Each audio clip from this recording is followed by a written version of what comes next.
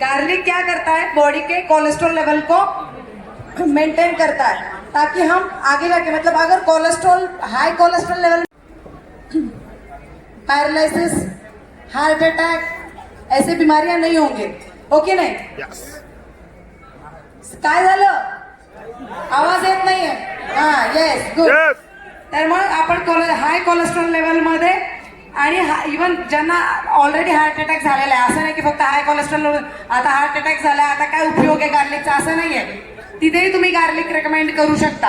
कारण डेफिनेटली जिथे heart attack झालेला असतो तिथे हाय कोलेस्ट्रॉल लेवल होता म्हणूनच हार्ट अटॅक झालेला आहे. त्या कंडिशन मध्ये पण तुम्ही गार्लिक अलॉंग विथ दॅट अजून एक कंडिशन आहे जिथे तुम्ही रेकमेंड करू शकता.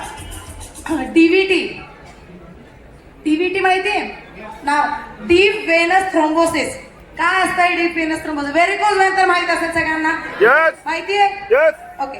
व्हेरिकोज वेन्स जर आपण वेळेवर ट्रीट नाही केलं तर पुढे जाऊन काय होतं व्हेरिकोज वेन्स मध्ये सुद्धा. कारण व्हेरिकोज वेन्स म्हणजे काय, जिथे आपले ब्लड वेन्स जे अशुद्ध रक्त घेऊन जातात हृदयाकडे, ते रक्तवाहिन्या काय होतात, ते विस्पर म्हणजे असे वाकडे तिकडे झालेले असतात.